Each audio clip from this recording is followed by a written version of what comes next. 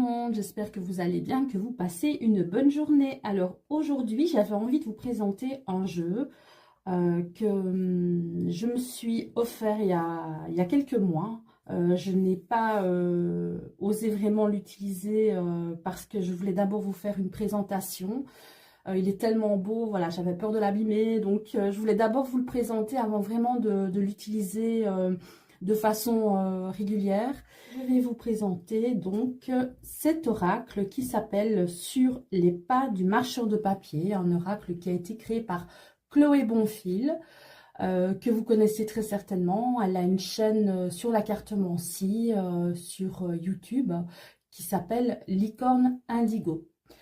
Alors, pourquoi est-ce que j'avais envie de vous présenter cet oracle? Déjà parce qu'il est magnifique. Vraiment, quand vous allez voir les cartes, hein, quand vous allez voir l'univers de ce jeu, vous allez comprendre que c'est un jeu très spécial. Alors, au niveau vraiment de l'apparence du coffret, vous voyez déjà, ce sont des couleurs pastel, mauve, mais en même temps lumineuse, avec ce petit côté doré ici hein, qui se reflète. C'est déjà extrêmement beau, même avant d'ouvrir le coffret. Alors, je vous montre aussi le dos du coffret. Comme ça, vous pouvez faire une capture d'écran. Alors, ce coffret, il est vraiment solide. C'est vraiment un coffret de bonne qualité. C'est un coffret qui s'ouvre avec une partie aimantée. Et vous voyez aussi à l'intérieur du coffret, vous avez encore une citation ici de Christophe Colomb. Je vous le mets ici, hein, comme ça vous pouvez faire une capture d'écran. Vous voyez ici la couverture du livre. Donc c'est très beau. Alors pour la citation, voilà, il est écrit « On ne va jamais aussi loin que lorsqu'on ne sait pas où on va ». On va ouvrir ce livret ensemble. Hein, on va regarder un petit peu ce qu'il y a à l'intérieur. Déjà, c'est un livret vraiment d'une extrêmement bonne qualité. Vous voyez, il est assez fourni hein, en informations. Ici, donc, on a tout d'abord la présentation hein, de l'auteur. Ah oui, je ne vous ai pas dit aussi, au niveau des éditions, c'est les éditions Netaya. Donc, vous avez dans le livret, voilà, les coordonnées de Chloé et des éditions Netaya. Donc, moi, je vais vous mettre tous ces liens en barre d'infos. Vous avez donc ici toute la table des matières avec chaque carte, parce que chaque carte est numérotée ici. Donc, c'est très facile si vous avez tiré une carte et que vous voulez la retrouver dans le livret, c'est extrêmement facile parce que voilà, tout est numéroté avec voilà, les pages correspondantes. Alors, vous avez dans ce livret tout d'abord une partie qui explique comment on peut utiliser l'oracle, comment est-ce qu'on doit interpréter voilà, ce marcheur de papier, qui est ce marcheur de papier. Voilà, en gros, Chloé explique, le marcheur de papier, en fait, c'est un peu votre guide. Hein. C'est lui, en fait, qui va vous guider à travers vos émotions, vos ressentis, votre état d'esprit, vos pensées. Donc, elle vous explique tout ça clairement sur le livre. Elle vous explique aussi que chaque carte est clairement expliquée dans le livre, mais sous forme voilà, de mots-clés. Vous avez le côté lumière, le côté ombre aussi de la carte. Vous avez vraiment à chaque fois plusieurs types d'explications par rapport à cette carte. Vous avez aussi la partie « Il était une fois ». Vous entrez donc dans l'intimité du marcheur de papier en découvrant ce qu'il est en train de vivre, ce qu'il ressent, ce qu'il fait. Vous avez aussi le marcheur de papier qui vous parle. Vous avez aussi la nourriture du marcheur, donc ça veut dire que ici, le marcheur de papier vous explique ce dont vous avez besoin par rapport à la question que vous avez posée et à la carte que vous avez tirée. Vous avez aussi la note magique. Cette note vous met en lien direct avec l'empreinte énergétique de la carte. Elle vous indique comment l'activer afin de bénéficier de sa magie, de connaissances supplémentaires concernant votre question au moment du tirage. Et vous avez aussi donc la partie question du marcheur, vraiment pour vous questionner hein, par rapport au tirage que vous avez fait. C'est assez bien expliqué. Vous avez ensuite la partie tirage. Hein, dans le livre, vraiment, Chloé vous propose plusieurs façons de tirer les cartes. Hein. C'est vraiment, je veux dire, c'est vraiment complet. Hein. Ça va de la carte seule au tirage à 3 cartes. Puis vous avez vraiment des tirages un peu plus complexes, un peu plus complets. Et ensuite, on passe à la partie explication des cartes. Donc, c'est vraiment une explication très complète, hein, de carte en carte ici. Donc, vous avez à chaque fois, pour chaque carte, une petite citation. C'est vraiment super. Voilà, vous avez le côté lumière et le côté ombre de la carte. Vous avez donc la partie « Il était une fois », le marcheur de papier vous parle, nourriture du marcheur, note magique, question du marcheur de papier. Donc, c'est vraiment fait pour chaque carte. C'est vraiment très bien expliqué. Donc voilà pour le livret. On va passer à la partie cartes. Hein. Je vais vous montrer les cartes une à une. Il y a en tout 42 cartes. Alors, on a tout d'abord la quête, le cadeau suspendu, la balançoire enchantée,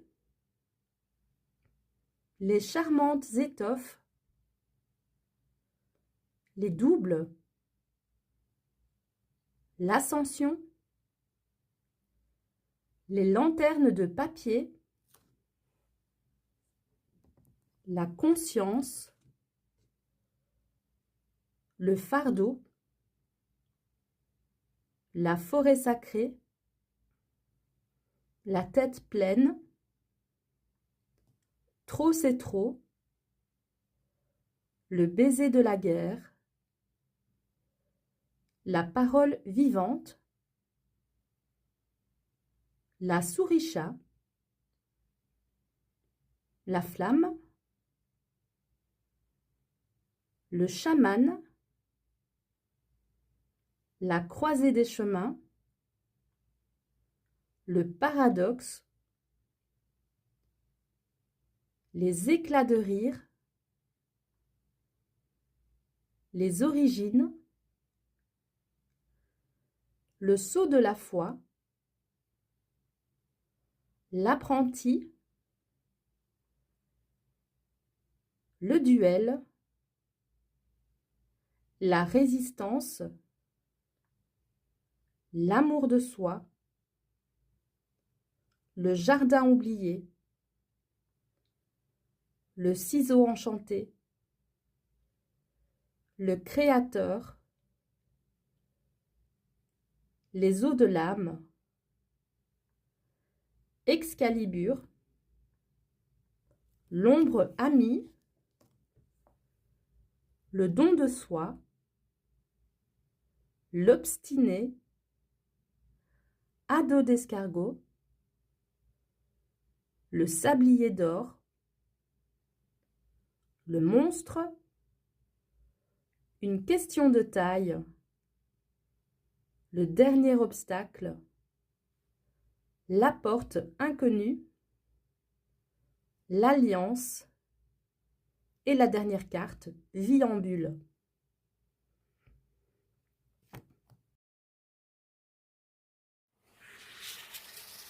Au niveau de la qualité des cartes, elles sont épaisses, elles se mélangent super bien, elles ont un joli bord doré.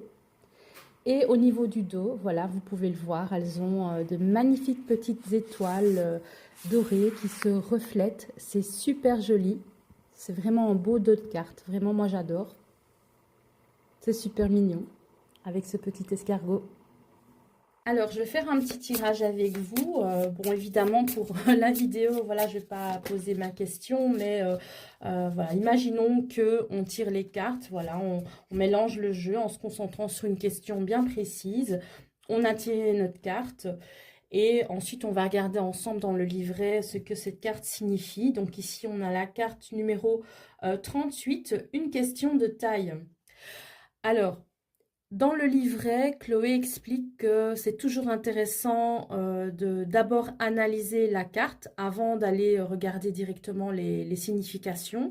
Donc vous pouvez, une fois que vous avez tiré la carte, observer cette carte, voilà, regarder les couleurs, la posture du personnage, ce que vous ressentez au contact de cette carte, ce à quoi vous pensez, quels sont les messages qui vous viennent directement, voilà, de manière totalement intuitive sans y mettre le mental. Alors, on va regarder ensemble la signification de cette carte, une question de taille.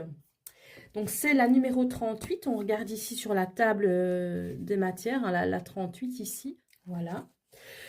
Comme vous voyez ici hein, sur l'illustration, vous avez déjà des mots-clés. Hein. Vous avez l'échelle, le relativisme, l'hypersensibilité.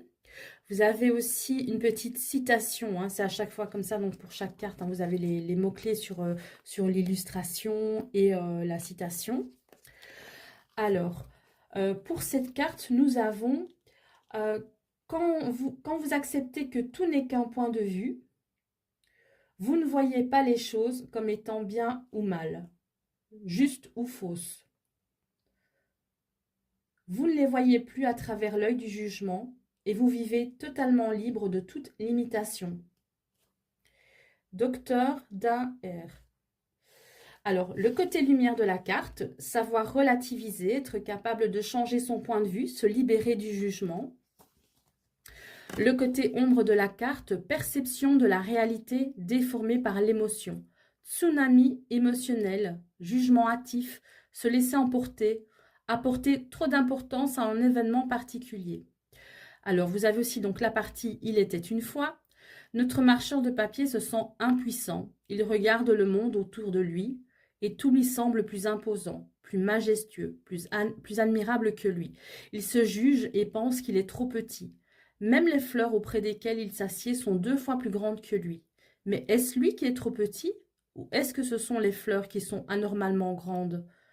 Vous avez aussi donc le marcheur de papier vous parle. Il est temps de relativiser. Gardez à l'esprit que tout est subjectif et que l'émotion a tendance à dramatiser les événements que nous vivons. En réalité, le temps remet toujours les choses à leur place et leur tempête émotionnelle se transforme en grain de sable avec la distance du temps. Vous avez donc aussi la nourriture du marcheur. Vous avez besoin de prendre de la distance, de vous défaire de vos jugements, de voir la situation sous un autre angle. Vous avez la note magique ici. Écrivez un problème qui vous préoccupe sur un petit bout de papier que vous pliez et placez entre les mains du marcheur de papier.